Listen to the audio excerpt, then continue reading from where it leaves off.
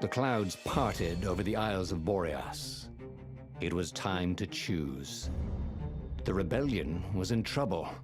Ravens were scouting for the secret rebel base. They needed a game changer. Pieces of the Sky Ripper had surfaced. Reynardo knew that using it could go catastrophically wrong, but he was sure he could figure out how to use it safely.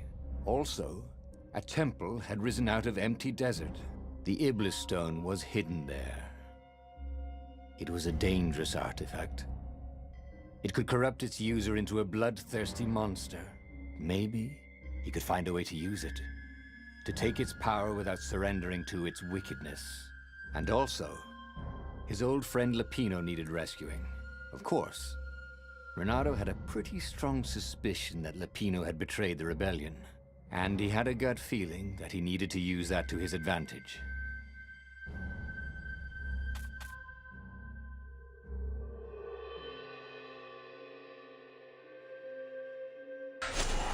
The island was windswept desert. No one went there except ostriches and ostrich hunters. The Iblis stone. It would whisper promises in his ear, offer him power for blood. But this time, Reynardo was sure he could master it. And so, Reynardo went ostrich hunting.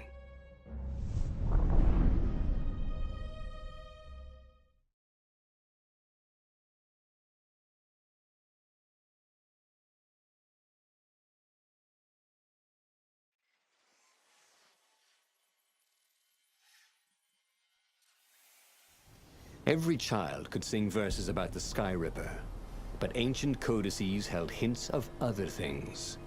A stone that ate souls, a ruby that drank blood, a jewel only a righteous man could give away. Were all these things the Iblis stone? Long hidden in the buried temple? Another ancient item that was only resurfacing now? Drawn up from the deeps by the Emperor's horrific rituals?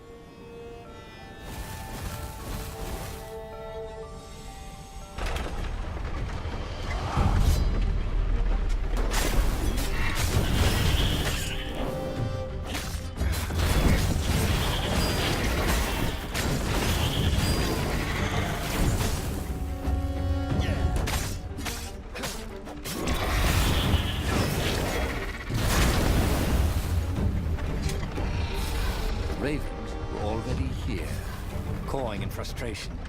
They were still searching for a way in. Good. Then he hadn't come too late.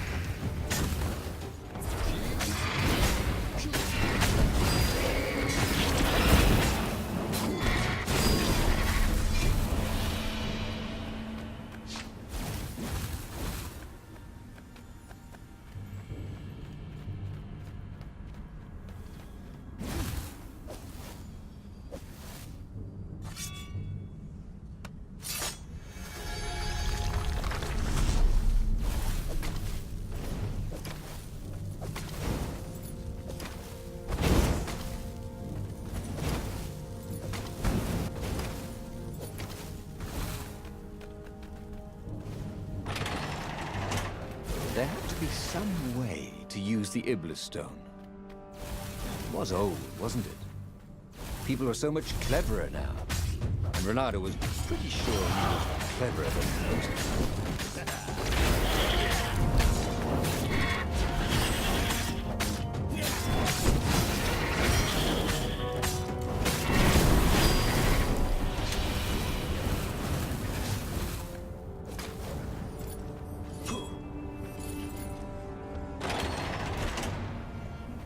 The Ravens at least could not get past this point. Obviously, the temple builders knew how to deal with tomb raiders.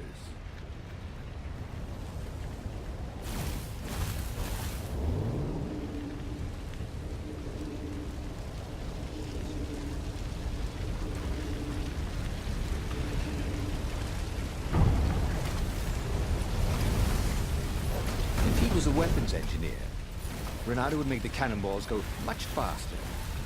And fire ran. It was a stone of the purest blackness.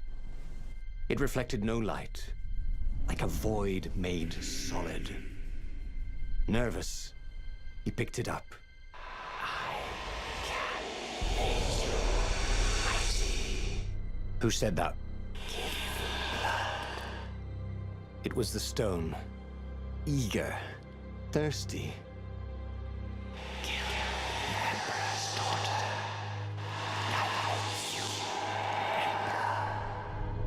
That seemed tempting and terribly wrong. Zenobia was the Emperor's greatest general and a potent witch. But they had been close once, and he had a sneaking suspicion the gem would try to control him. Why not capture the core of Sky Ripper instead? It was the eye of a lost god torn out by the transcendent Emperor to power his greatest weapon. "It's the core," said the stone anxiously.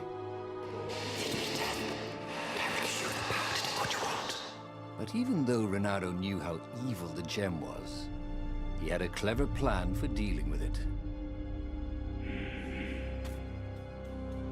The stone bothered him. He hated being told what to do. Wasn't that why he joined the rebellion? Wasn't that why he'd refused to be a soldier? He'd agreed to come on board only if he could freelance. The stone felt a bit clingy, and he had a feeling it did not have his best interests at heart.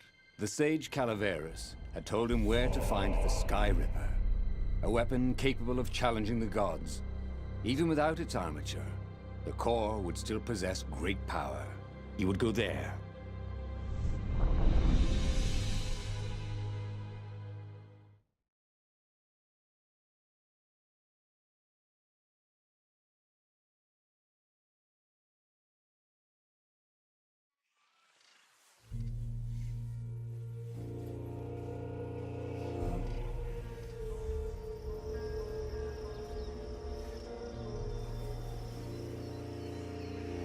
The moment he landed the Farfarer, Reynardo had a rare feeling of regret. It's not too late, he thought. He could turn around and sail for Zenobia's island. He frowned. Wait a minute. He didn't want to kill Zenobia, did he? Sure, technically she was the enemy, but they'd been at Sword Fu school together. They'd never been lovers, but...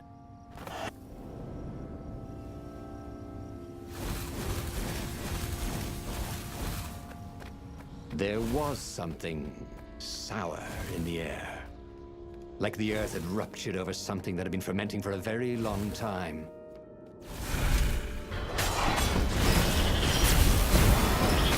Reynardo had once read a story where a rabbit went into a portal with a fly and came out with the fly's head. It creeped him out to even think about it.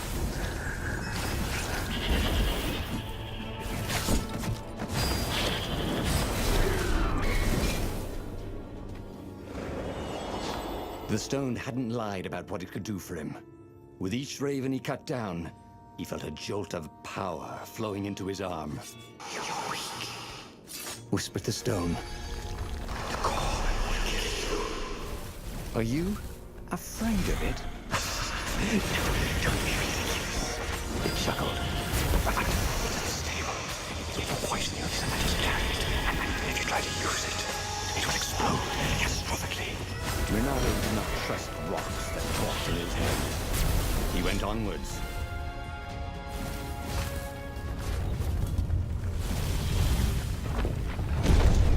As he approached the core, the stone became hysterical. "No! It's too much power. We'll rip a hole in space and time." He had a sudden vision of plunging his gauntlet into the core and dying in anguish. That wasn't his vision, was it?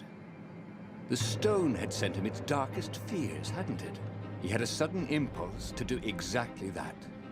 He raised his right fist and plunged it into the core. There was a rush of light.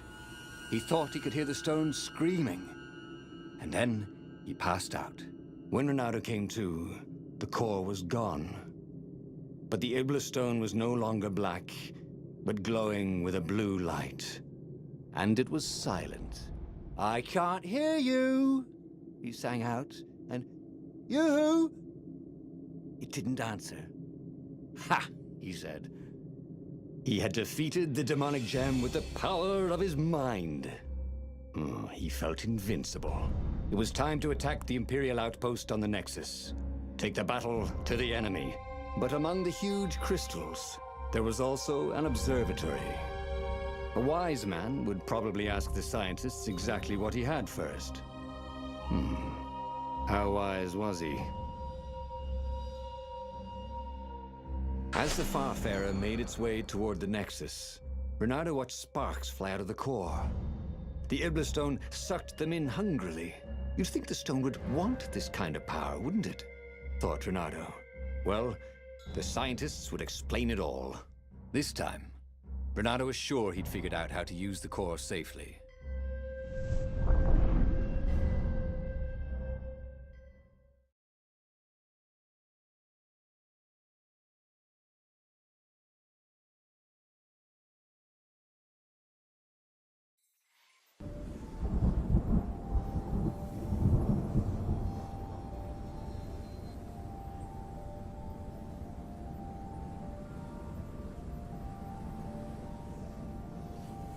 See? He'd trusted his gut, and it had worked out. That's what it meant to be a hero. To ignore the naysayers and the odd-makers, and do what you knew was right, and have it turn out to be the right thing. Well, he wasn't worried. Once he got to the observatory, the scientist toads could explain it. Then he could carry the war into the enemy's camp and destroy them all. Oh dear, he was getting a little bloodthirsty, wasn't he?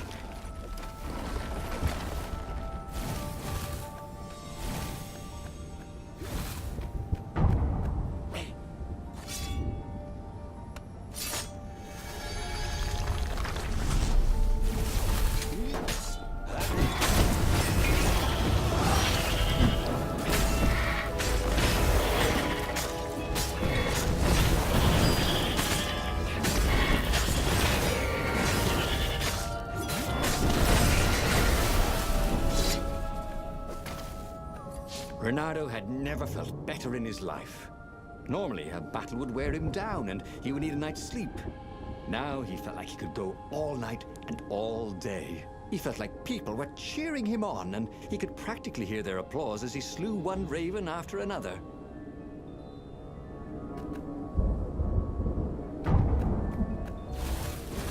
The Iblis Stone and the Skyripper Core.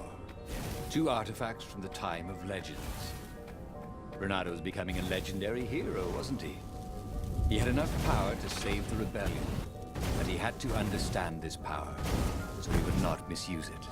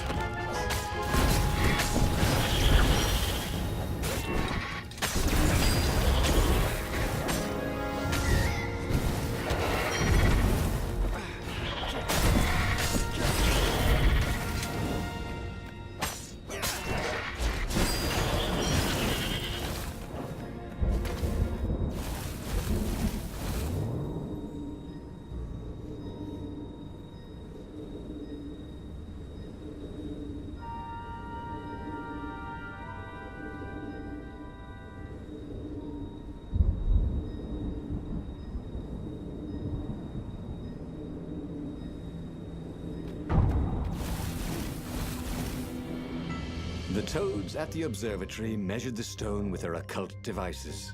I fed it the core of Skyripper, explained Reynardo. No more feed blood and souls. But the core is not an unlimited energy source, said one toad.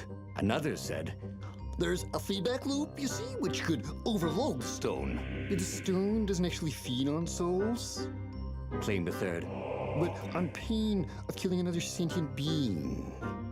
If you can truly be at peace with yourself, it would not overload. This was all very confusing. At peace? Yes, the mountains were peaceful and quiet, but he now had the power to turn the tides. He should report to the Rebellion Council and prepare for the decisive battle.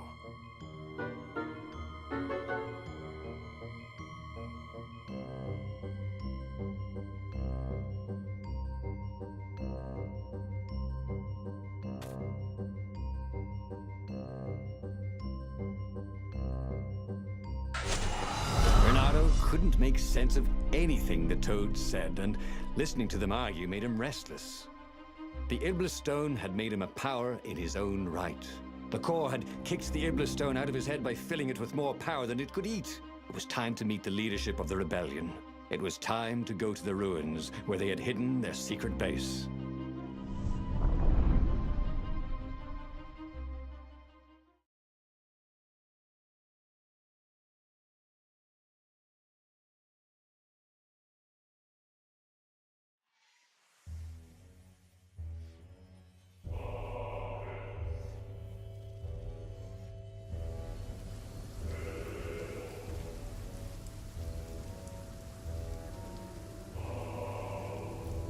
He was ready for anything the ravens could throw at him. His sword felt ready too. It seemed to know what he wanted most.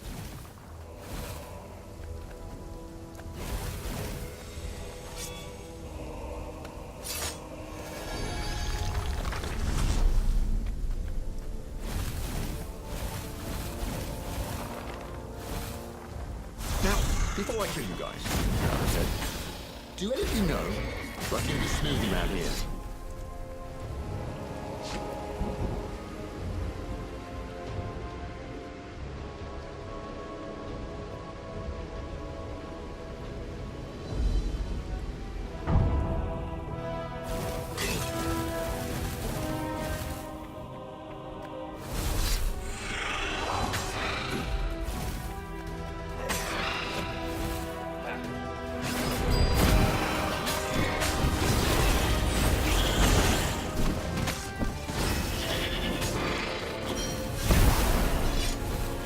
The Iblis Stone wasn't pestering him anymore. Good. He didn't want to chit-chat, not with anybody.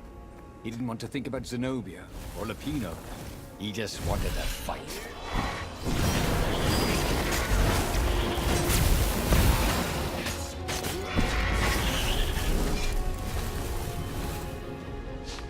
This was almost fun. Pain of killing another sentient being? What was that toad talking about anyway? He felt no pain, only pleasure as each filthy raven fell by his sword and the stone glowed brighter and brighter. And all the while, those voices were cheering him on, like he was in the arena, winning bout after bout.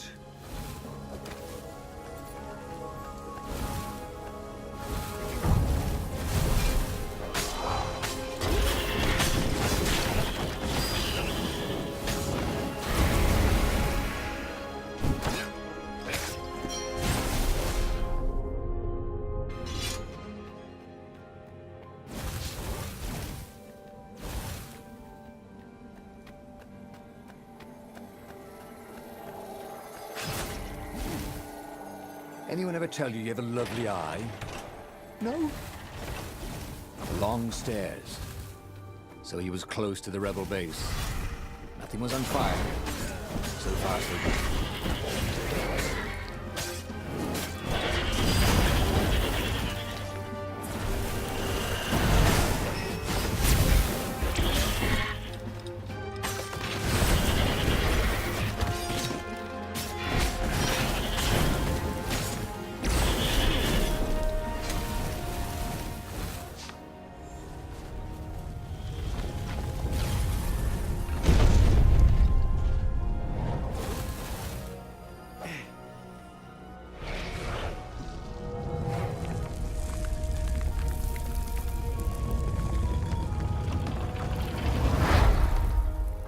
He slew and slew across the ruins and into the labyrinth that hid the secret rebel base. He was surprised not to see any defenders or even any of the council toads. When he reached the council chambers, there were still no toads, only filthy ravens.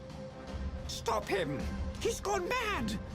one raven shouted until he had hacked them all down. There was not a single toad anywhere. No doubt they'd all been taken prisoner, so it was up to him to take revenge upon the Imperial fleet. But where had they taken the council?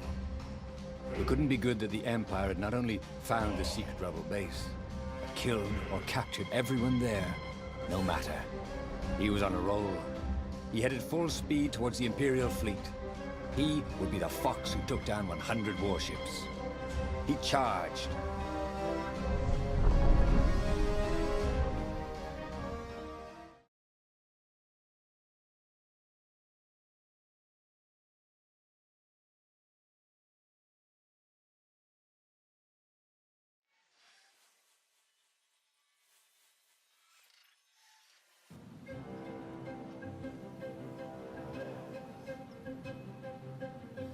The Imperial fleet was huge and deadly, but he was deadlier.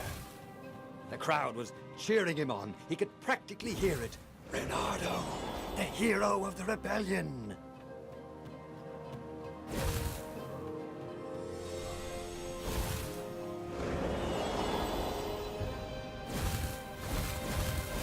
The portal was heavily guarded.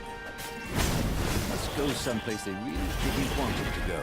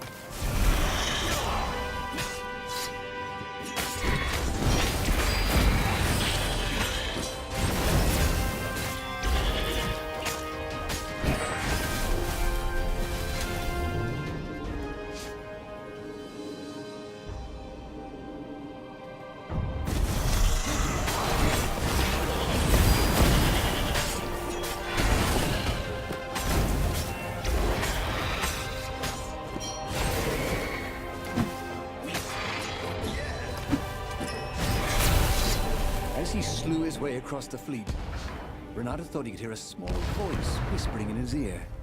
"Look at your gauntlet, you idiot," it said. "Oh, for heaven's sake," he thought. "Can't I be alone in my own head? Look at the stone." "I'm busy," he told the voice. "Talk later." "And it will be too late," cried the voice. "Don't be so bloody thick. Piss off," he told the voice and kept up his slaying.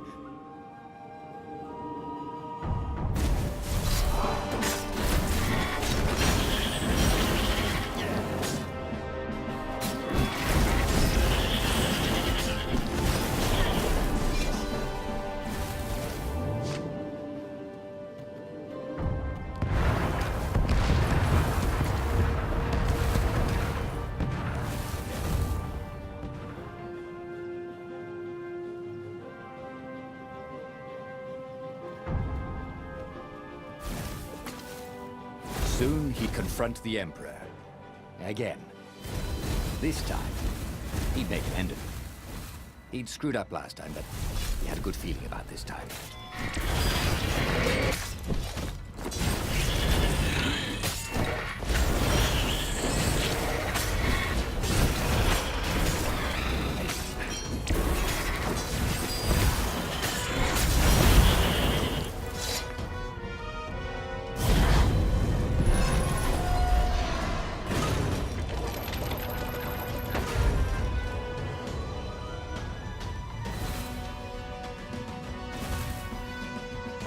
There was the Emperor.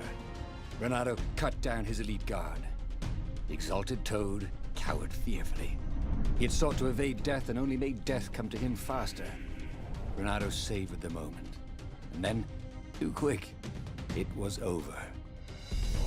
He stood over the dead Emperor. "Death to tyranny!" he shouted. "Go, House, go!" Zenobia stepped out of the shadows. "You have to stop," she said. "You've killed everyone. Our ravens, your rebels. You murdered the whole rebel council." What? Oh, the Ravens killed the council. Yeah, big idiot. They don't even know what the secret base is.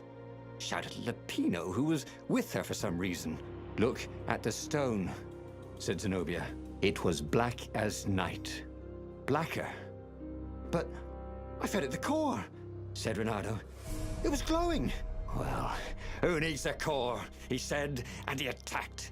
Zenobia conjured her best, and Lapino hopped around like a mad rabbit, but he killed them both easily. I am unstoppable, he orated at the blood-soaked walls. I alone shall be emperor. The tiny voice inside him screamed, that doesn't even sound like you big fanny. The stone has stolen your mind. But he ignored it. Who listens to voices in their heads anyway? Madmen, that's who.